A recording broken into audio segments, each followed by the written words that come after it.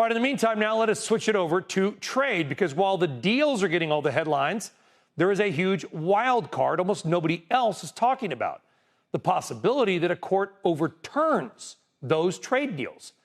Well, today, a federal appeals court is hearing oral arguments that President Trump overstepped his authority to impose all the tariffs. All these trade deals are then, by default, illegal and overturned if a court rules that way. Is it a possibility? It sure is.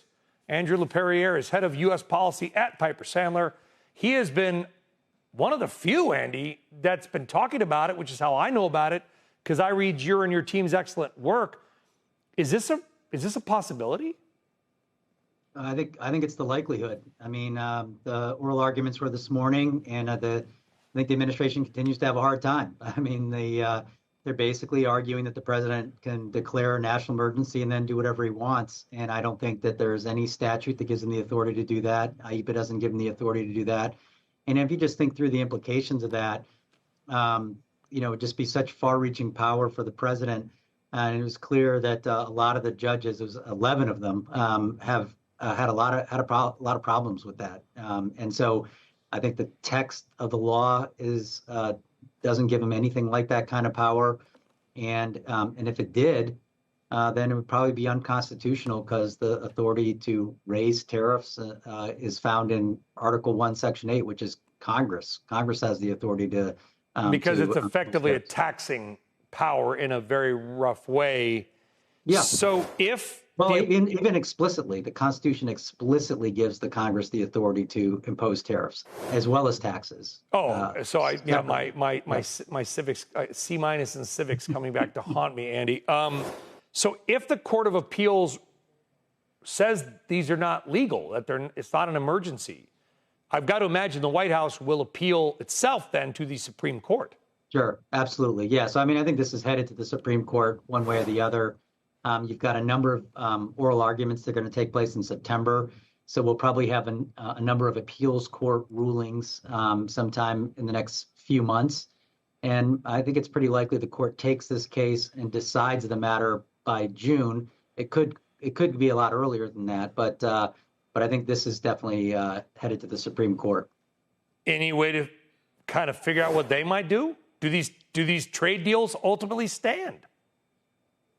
So I think it's very likely the Supreme Court's going to strike this down. I mean, I think you look a long line of opinions over the last several years. The originalist conservative judges on the court I think they're going to kind of maintain their consistency that the text of a statute has got to give the president really broad authority if he's actually exercising really broad authority. And I think the liberals are going to join the conservatives on this one, because they're not going to want to give Trump just a complete blank check. And, this immigration issue is really similar kind of arguments, where the president's pulling a statute that's 200 years old, saying we're at war with Venezuela and therefore I have the right to suspend habeas corpus because I'm declaring an emergency. And the courts didn't have any patience for that argument. I think it's a very similar case here.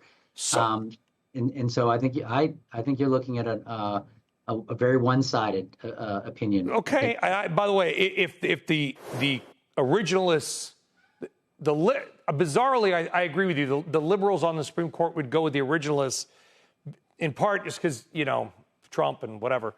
But that aside, so why isn't the market pricing in?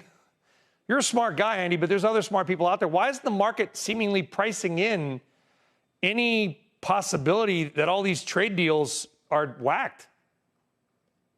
Well, it's strange. It's hard to know what the market is pricing in, right? I mean, in a way, I think the investors don't seem to be too concerned about these tariffs. And so if they were to go away, what would the market reaction be? So I think it's kind of tricky what the market is pricing in. It seems like the consensus of the market has been, we've seen the worst of it. We can digest these tariffs.